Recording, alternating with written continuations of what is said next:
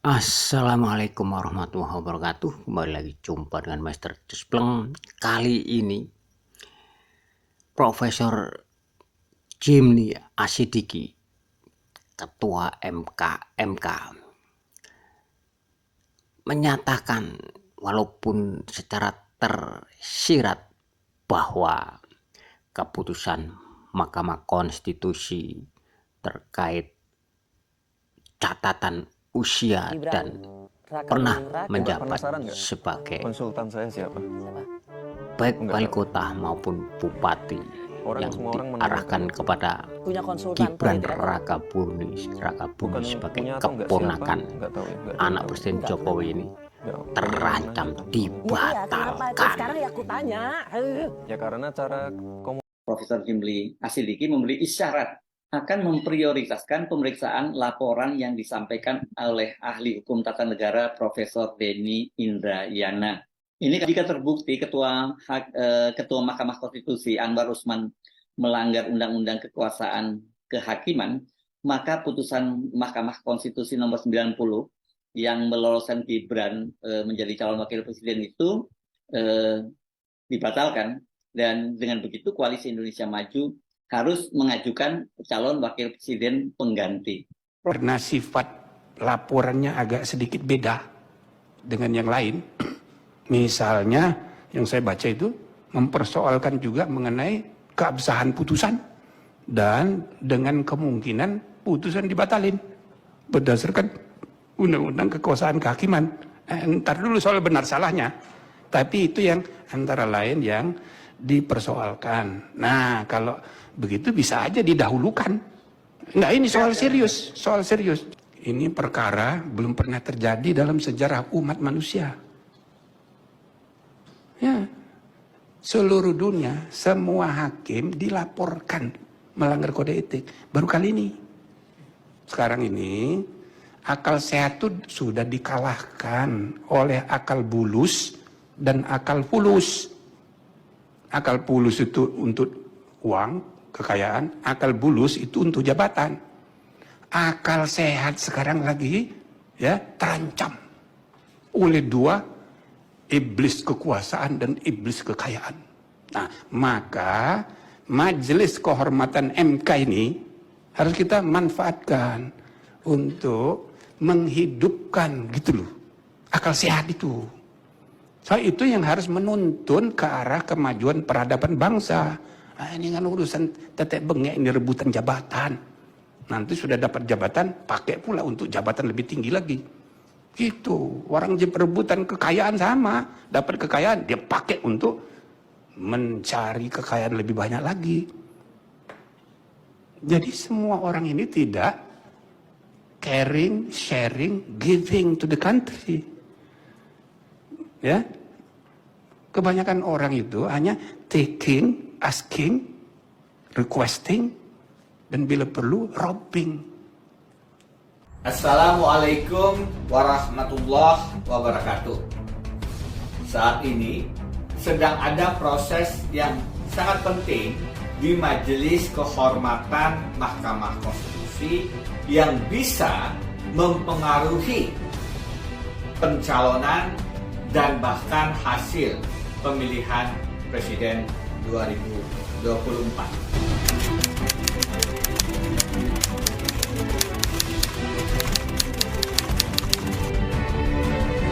Perkembangan terbaru kemarin hari Kamis, Majelis Kehormatan Mahkamah Konstitusi menghadirkan beberapa pemohon termasuk kami dan menjelaskan kenapa saya mengajukan pengaduan.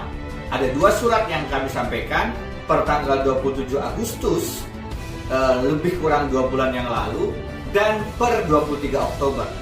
Karena kami melihat ada benturan kepentingan yang terang benderang dilakukan oleh hakim terlapor Ketua MK Anwar Usman. Selanjutnya pada Selasa yang akan datang saya diundang untuk menyampaikan permohonan sekaligus bukti. Ini perkembangan yang sangat penting dan perlu sama-sama kita kawal.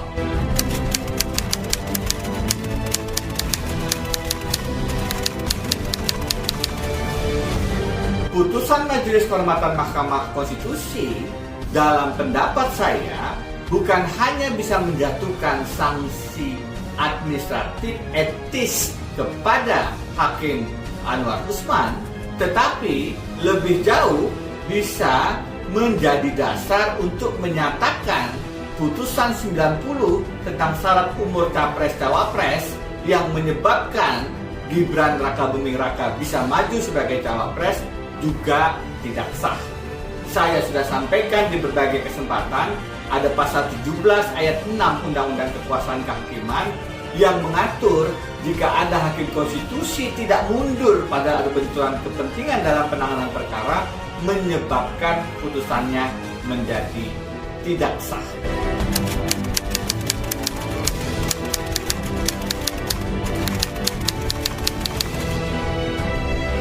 Jika Majelis Kehormatan Mahkamah Konstitusi menyatakan ada pelanggaran etika oleh Hakim Konstitusi Anwar Usman dan konsekuensinya putusan 90 menjadi tidak sah berdasarkan pasal 17 ayat 6 Undang-Undang Kekuasaan Kehakiman tadi, maka konsekuensi lanjutannya adalah pencalonan Gibran Rakabuming Raka yang didasarkan pada putusan 90 juga menjadi tidak memenuhi syarat.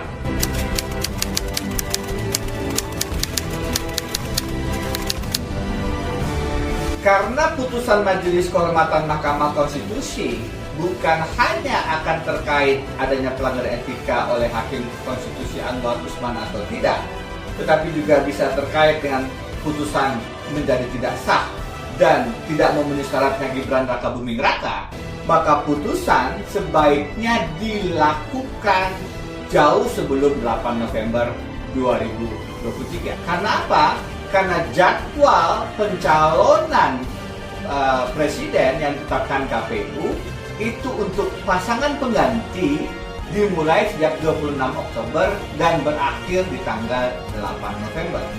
Karena itu menjadi penting untuk putusan Majelis Kehormatan Mahkamah Konstitusi dilakukan sebelum 8 November. Saya punya keyakinan dengan kepemimpinan Profesor Jimli Asidiki dan didampingi Profesor Bintar Saragi dan Yang Mulia Hakim Konstitusi Wahidudin Adam, proses yang akseleratif ini bisa dilakukan karena penting untuk menyelamatkan bukan hanya MK, menyelamatkan Pilpres kita dan menyelamatkan negara hukum Indonesia. Lebih jauh, bagaimana diskusi saya dalam Majelis Kehormatan Mahkamah Konstitusi dengan Profesor Jimli Asidiki tentang pentingnya memutus sebelum 8 November ini akan dilihat dalam video berikut ini. Izin bicara Denny Indrayana dari Oh iya boleh silakan.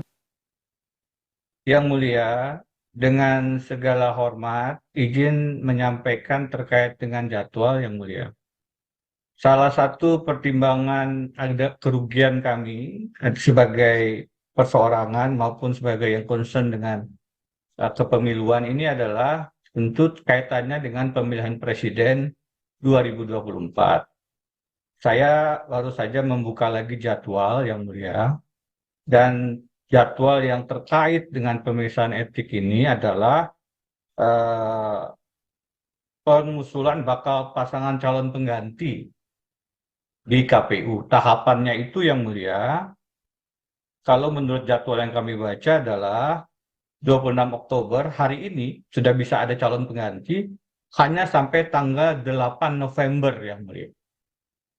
Dan itu artinya hanya kalau kita berhitung hari kerja dari sekarang sampai tanggal 8 November, itu hanya ada, saya tadi hitung 10 hari kerja. Saya tidak tahu apakah ini akan menjadi pertimbangan Yang Mulia, tentu saja. Tapi salah satu kenapa kami punya maksud untuk, tadi kalau Yang Mulia mengatakan serius, hadir, salah satu yang menjadi perhatian publik dan pertanyaan publik adalah apakah ada gunanya pemeriksaan ini, karena concern kami dengan putusan 90 yang kontroversial itu sebenarnya adalah keterkaitannya dengan pasangan calon di Pilpres 2024 dan waktu terakhir untuk mengajukan penggantiannya adalah 8 November yang 10 hari kerja dari sekarang. Karena itu Tentu dengan kebijakan yang mulia, dengan kewisdoman yang mulia, kami hanya ingin menyampaikan mohon dipertimbangkan dengan waktu yang terbatas ini, apakah memungkinkan kita melaksanakan dengan cepat, dan tentu saja akhirnya banyak hal yang harus diakselerasi, termasuk pemeriksaan-pemeriksaan, seandainya memungkinkan keterkaitannya dengan masa pendaftaran pengganti tadi yang berakhir di 8 November 2023. Demikian yang mulia. Terima kasih. Mengenai yang diminta oleh Pak Denny itu, ya harus diterima, apa boleh buat, gitu ya. Nanti kami rapatkan bagaimana way out-nya untuk misalnya yang rombongannya Pak pelapor Pak Denny dan kawan-kawan atau integrity law office ini apa didahulukan atau dibelakangkan. Jadi mungkin karena sifat laporannya agak sedikit beda dengan yang lain, misalnya yang saya baca itu mempersoalkan juga mengenai keabsahan putusan dan dengan kemungkinan putusan dibatalin berdasarkan undang-undang kekuasaan kehakiman. Ntar dulu soal benar salahnya, tapi itu yang antara lain yang dipersoalkan. Nah, kalau begitu bisa aja didahulukan. Yang mulia, kami siap untuk membuktikan dan siap untuk menyelamatkan bersama-sama dengan yang mulia Mahkamah Konstitusi yang mulia. Kita selamatkan sama-sama yang mulia, insya Allah. Jika nanti benar-benar putusan itu dibatalkan oleh Majelis Kehormatan Mahkamah Konstitusi, apakah Gibran akan menangis, ngower-ngower, dan meminta kepada bapaknya untuk tetap dijadikan cawapres? Dan siapakah pengganti Gibran yang akan melaju bersama Prabowo?